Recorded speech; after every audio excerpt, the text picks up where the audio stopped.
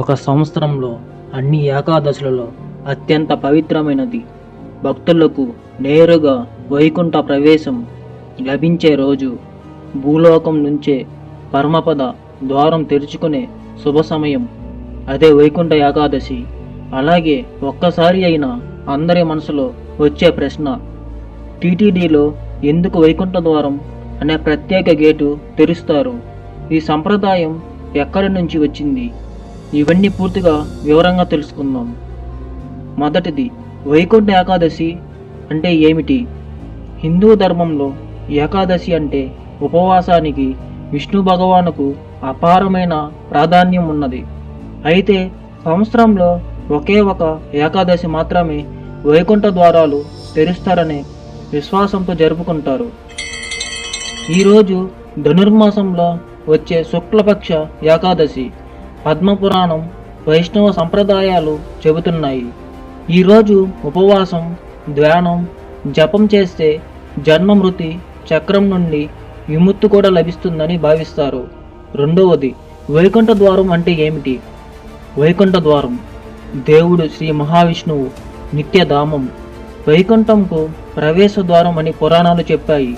ఈరోజు భక్తులకు ఆ ద్వారం భూలోకంలో ప్రతీకగా తెరుచుకుంటుందని విశ్వాసం.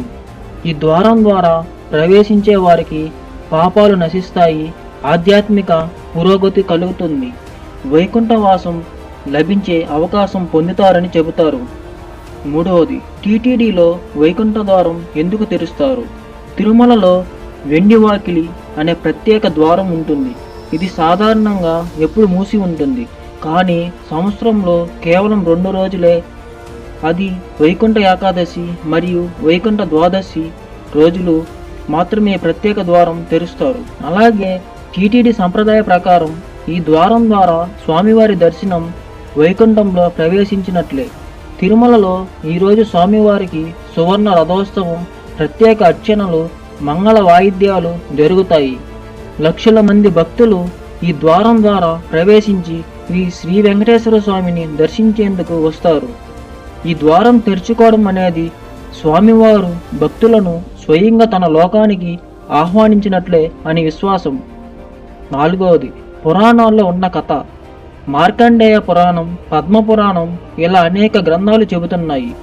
ఓసారి రాక్షసులు, అసురులు దేవతలకు విఘాతం కలిగించగా విష్ణువుకు తిక్కలు పెరిగాయి. తన ధనుర్మాస దానంలోకి వెళ్ళి పాపాల్ని నాశనం చేసే ప్రత్యేక ద్వారంను సృష్టించాడు. ఈ ద్వారం వైకుంఠంకు నేరుగా చేరుస్తుందని చెబుతారు. ఈరోజు ఆ ద్వారం భక్తులకు కూడా తెరుచుకుంటుందని నమ్మకం. ఐదవది, ఈరోజు ఉపవాసం ఎందుకు ప్రత్యేకం? ఏకాదశి ఉపవాసం అంటే శరీర శుద్ధి మాత్రమే కాదు, మనసు, మనోబలం, ఆత్మశుద్ధి కూడా. నీరు తప్ప మరేమి తీసుకోకుండా ఉండటం, విష్ణు నామస్మరణం, శ్లోకాలు, విష్ణు సహస్రనామం ఇవి చేస్తే చేసిన పాపాలు నశిస్తాయని విశ్వాసం. ప్రత్యేకంగా వైకుంఠ ఏకాదశి రోజు చేసిన ఉపవాసానికి అన్ని ఏకాదశుల ఫలితం సమానంగా లభిస్తుందని పురాణాలు చెబుతాయి. వైకుంఠ ఏకాదశి సాధారణ పర్వదినం కాదు, మన ఆధ్యాత్మిక ప్రయాణానికి నేరుగా వేగం ఇచ్చే పవిత్ర రోజు. ఈ రోజు చేసిన ప్రతి చిన్న మంచి పని కూడా 1000 రెట్లు ఫలితం ఇస్తుందని శాస్త్రాలు చెబుతున్నాయి. అందుకే ఉపవాసం, ధ్యానం, జపం, సేవ ఏదైనా ఒకటి అయినా మనం తప్పకుండా చేయాలి. ఈ వీడియో మీకు నచ్చినట్లయితే లైక్ చేయండి. ఇంకా ఇలాంటి డివోషనల్ వీడియోల కోసం మా ఛానల్ను సబ్స్క్రైబ్ చేయండి. ఏడుకొండలవాడ వెంకటరమణ గోవింద గోవింద.